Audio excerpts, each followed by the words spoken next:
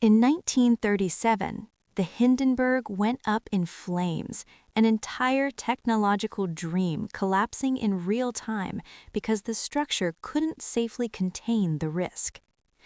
In 1967, the Apollo 1 cabin fire forced an 18-month halt and a complete redesign of the capsule before anyone could go further. And in the late 90s, a wave of hard boundaries followed collective shocks, laws rewritten, systems tightened, consequences made immediate. This is what Saturn and Aries does. It puts a stop sign on speed, so the parts that aren't built to last get exposed. These events look unrelated, but astrologically they rhyme.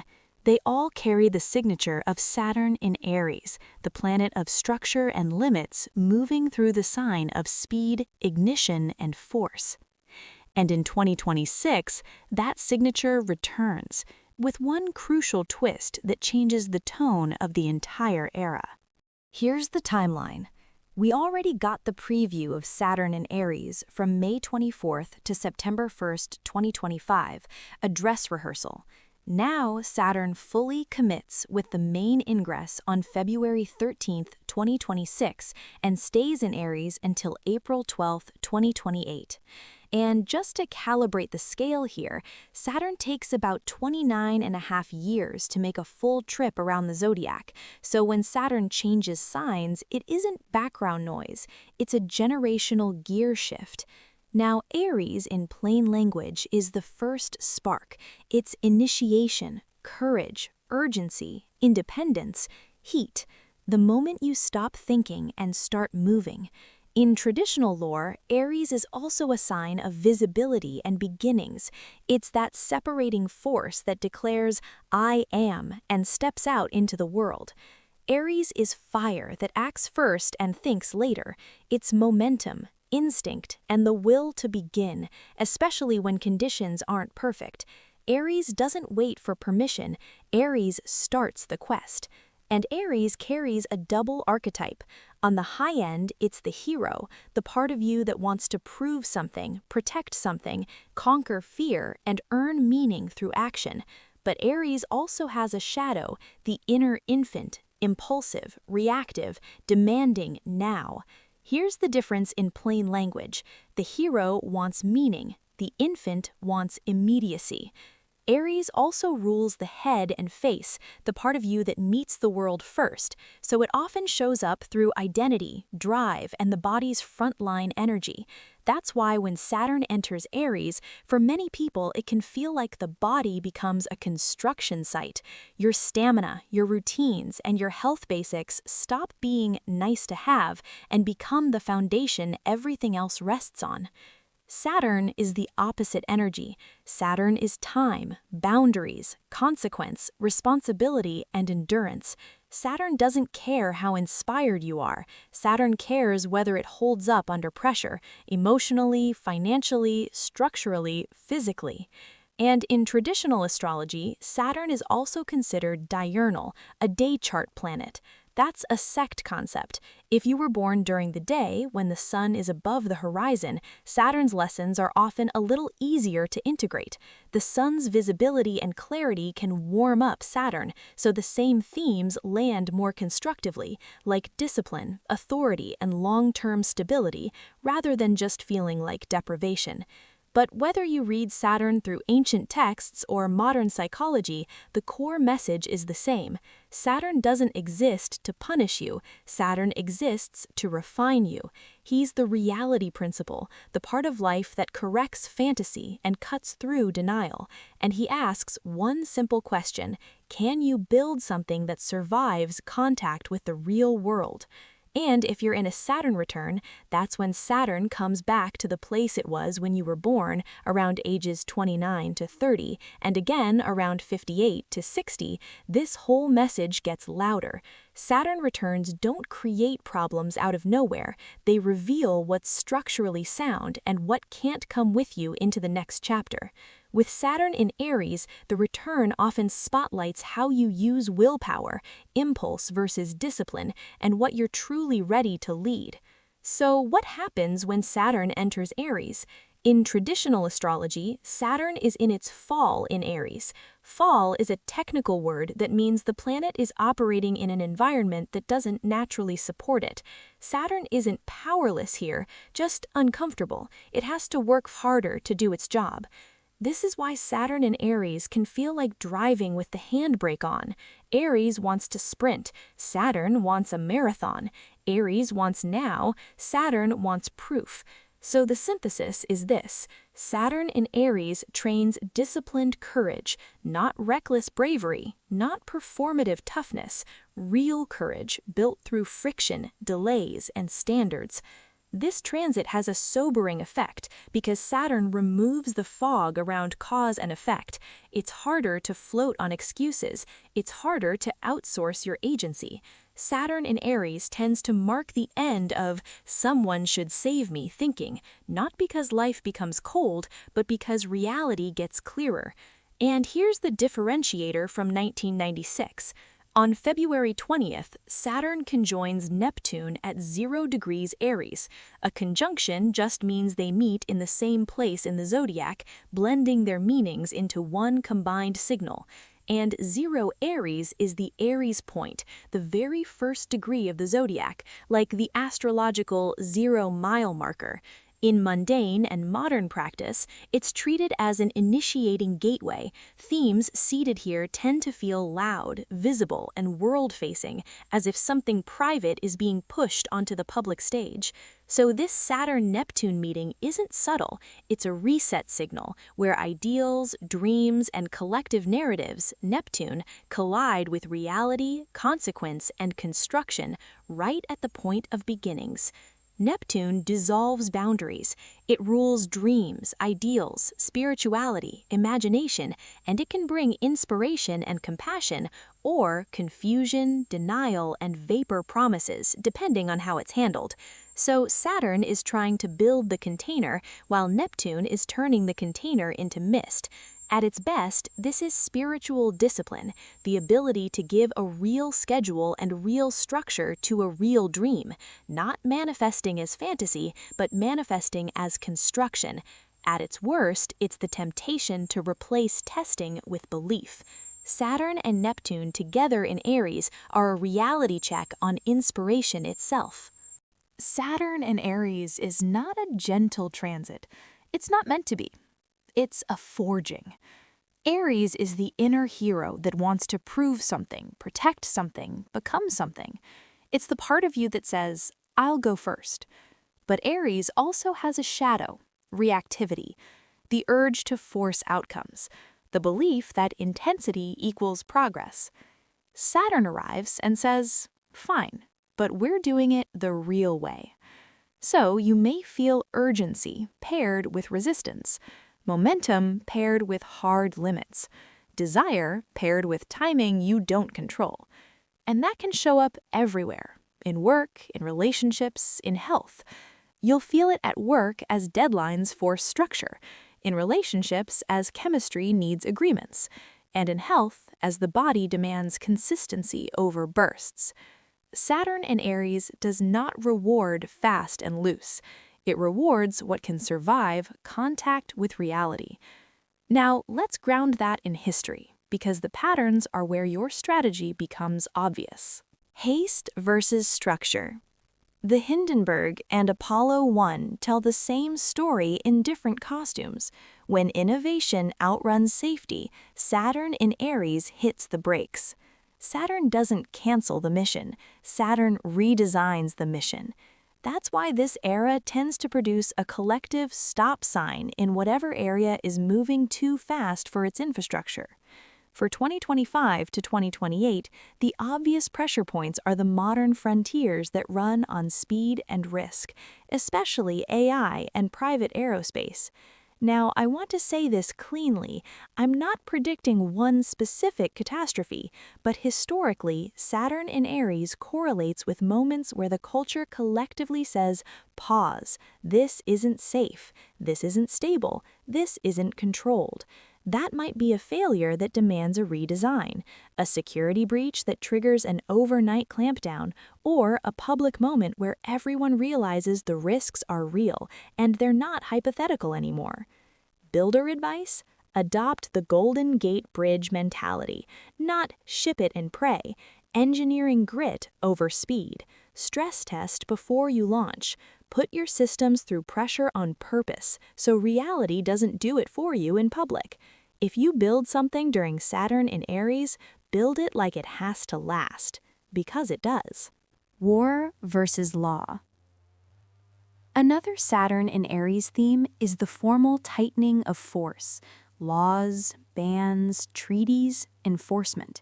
It's the era where aggression meets paperwork. Sometimes that's protective. A society reacts to violence by creating boundaries. Sometimes it's darker. Authority uses structure as a weapon. And that's one of the key tensions of Saturn in fall. When Saturn's stabilizing function is uncomfortable, the impulse can become, if I can't stabilize, I'll control.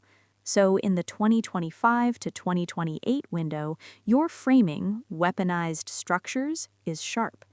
Tariffs, bans, border policies, restrictions, and hard economic boundaries become tools of power. This is the vibe of enforced limits replacing soft diplomacy. On a personal level, it can show up as the stress of fragile systems, supply chain delays, plans that fall apart without a backup, and the reality that unclear boundaries always come with a price. Builder advice: practice constructive isolation, not fear, not paranoia, resilience. Build redundancy, have options, own fewer fragile dependencies. Learn the skills that keep you steady when systems get weird. Saturn in Aries loves the person who can say, if the world tightens, I can still function. The new king.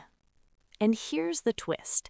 Even though Saturn in Aries is restrictive, it's also a golden era for a very specific type of success. The success that comes from building your own structure. In past cycles, we see pioneering structures, not just inventions, but frameworks that organize chaos. Google indexing the wild web, Ford standardizing mobility, new identities entering old institutions and changing what authority looks like. The collective mood under Saturn in Aries is often, the old authority doesn't work. Who's actually competent? So the winners aren't always the most popular, they're the most structurally sound. This is the era of the solo founder energy, not necessarily working alone forever, but starting with clear self-authority and a high standard. Builder advice: stop waiting for permission. Build a platform, build a body of work, build the structure that proves you're real. Saturn in Aries doesn't reward charisma without competence. It rewards competence that can lead. Now let's turn this into an action plan you can actually live with. The austerity chic pivot. Financial defense without fear. Saturn in Aries punishes over-leverage, financially, emotionally, energetically. Anything built on "it'll probably be fine" starts to show cracks. So this is the era of what I call austerity chic, not aesthetic minimalism, but structural sanity. Don't overextend. Don't build your life on payments you can't survive if conditions tighten. And yes, this is where nana skills become power. Repair, mend, maintain. Cook simple. Build practical competence. High-tech can be brilliant, but low-tech is resilient. Saturn loves the boring thing that works. The micro-sprint workflow. Productivity that matches the transit. Aries cannot do a slow, steady marathon every day. It will rebel. It will burn out, and it will start fights with the calendar. So give Aries what it needs. Short, heroic bursts inside Saturn's container. Use the Pomodoro rhythm, 25 minutes focused work, 5 minutes break. Saturn is the time boundary, Aries is the sprint. It's not just productivity, it's nervous system wisdom under a transit that can otherwise feel like constant pressure. The irony of success, mindset that keeps you from forcing the wrong door. Here's the Saturn lesson people hate until they love it. Sometimes you don't get what you want because what you want isn't structurally aligned with who you're becoming. Saturn in Aries can block you right before the launch. It can delay the relationship. It can slow the promotion. It can stall the plan. And the temptation is to shove harder. But Apollo 1 teaches the real move: redesign the capsule. If you hit a block in this era, assume it's a safety check. Not forever, not punishment, a structural audit. Fix what would have failed later so you don't pay the Hindenburg price. Now, let's come back to that Saturn-Neptune conjunction in early 2026, because this is the spiritual plotline of the whole cycle. Neptune will tempt you to drift, to idealize, to chase a mirage, to call hope a plan. Saturn will demand you define the dream in measurable terms. What does it look like? What does it cost? What are the steps? What is the daily practice? What are the boundaries that protect it? The best version of this transit is not believe harder. It's build the container that makes belief real. A disciplined creative practice, a consistent training routine, a sober commitment to your health, a structure around your relationships that replaces assumptions with agreements. This is how you manifest in a Saturn-Neptune era, not with vibes, with architecture. Saturn in Aries is not here to extinguish your fire. It's here to keep the fire inside the furnace, so it becomes power, not destruction. This is an era that will reward the person who can hold two truths at once. I'm brave enough to begin and disciplined enough to build. If you use these years well, May 2025 as the preview and February 2026 through April 2028 as the main build, you don't just get a win, you get a foundation. And in astrology, that's what Saturn really offers, not the fantasy of success, but the structure that lets success last. Now, I'm going to put two practical tools on the screen. First, you'll see the rising sign forecast. That's where Saturn is building in your chart by whole sign house. Then I'll give you a quick annual Profections guide so you can tell whether Saturn is your Time Lord this year. I won't narrate the house-by-house Profection notes. I'll place those summaries on screen so you can pause and find your house easily. And remember, Saturn in Aries isn't here to extinguish your fire. It's here to contain it, so it becomes power, not burnout. If you want a deeper breakdown, the next step is simple. Watch for where Aries falls in your chart and track what becomes non-negotiable between February 2026 and April 2028. That's the build. Aries rising, first house, the self. The architect has entered your home. This is a reconstruction of identity, and yes, it often starts with the physical. Aries rules the head and face, the part of you that meets the world first. As Saturn moves through your first house, your body, energy, presentation, and personal commitments get redesigned. You may notice more pressure around stamina, recovery, or pacing. That's not failure, that's structure forming. How to handle it? Slow down your impulses. Discipline your I am. Treat your body like a fortress that needs maintenance, not a machine you can run into the ground. Taurus rising, 12th house, the unseen. Saturn moves through your blind spots. Old ghosts, hidden debts, and unfinished emotional business can surface. This is solitude with purpose, structure built in the dark. With Saturn meeting Neptune in Aries, discernment matters. Not every feeling is a fact, and not every dream is a direction. How to handle it? Don't flee into escapism. Build an internal sanctuary. Face what you've been avoiding so it can't sabotage what you're building next. Gemini rising, 11th house, the collective. Friendships, alliances, and networks enter the kiln. Groups start demanding integrity. The free ride ends. You may outgrow people, communities, or roles you've been performing. How to handle it? Curate your community, quality over quantity. Build with people who have disciplined fire, and let fair weather connections fall away without guilt. Cancer rising, 10th house, the peak.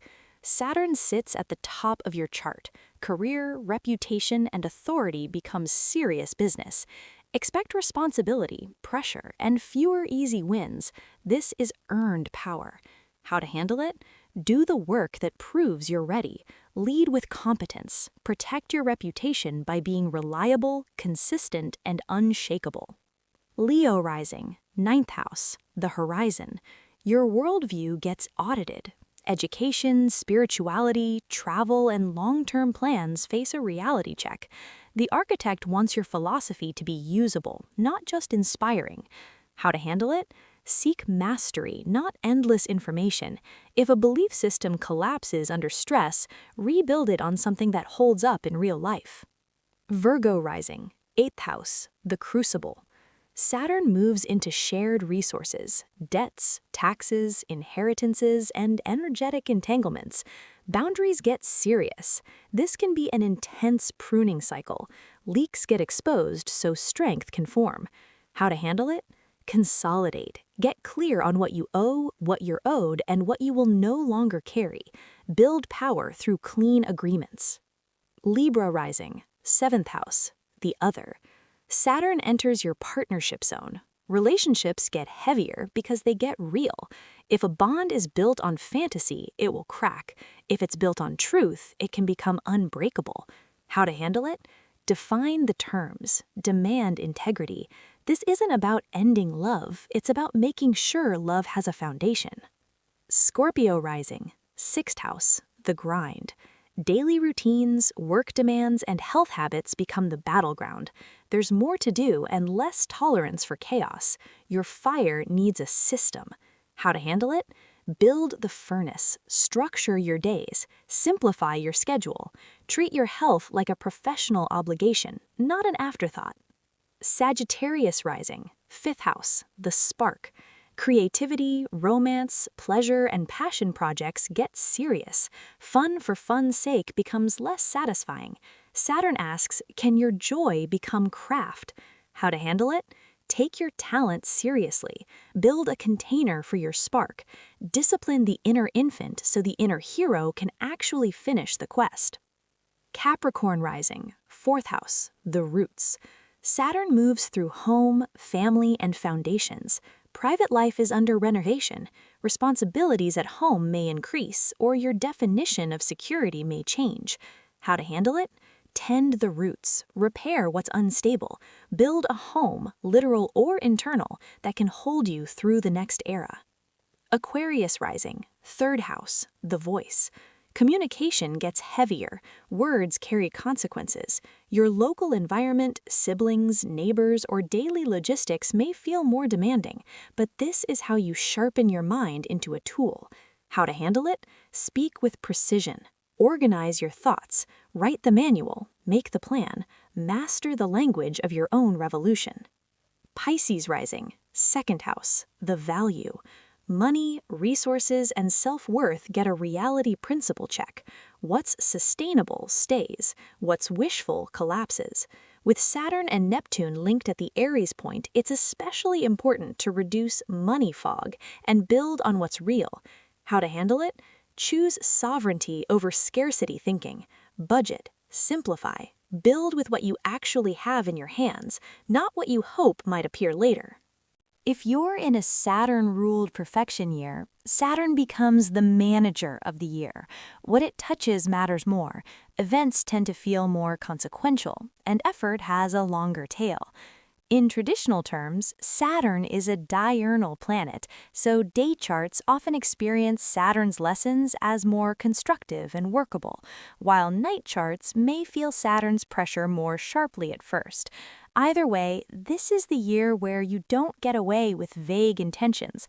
Saturn wants structure. Because Saturn is moving through Aries, the Saturn year flavor becomes discipline applied to initiative. You're learning how to begin the hard thing properly and how to make your fire sustainable. If you don't know your annual perfection, here's the quick way.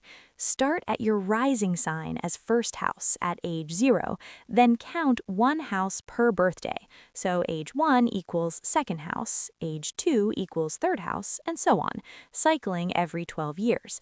Whatever house you land on is your perfection house for the year, and the planet that rules that sign is your Time Lord.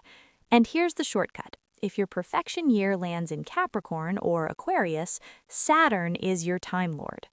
Below is a brief house-by-house guide for what Saturn in Aries can emphasize when Saturn is your Time Lord. The era of the architect has begun.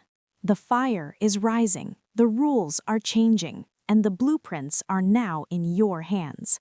Do not just watch the world burn, be the one who builds what comes next. Subscribe to join the lab as we track the reconstruction of 2026. This is Astro Fusion Lab. Let's begin building.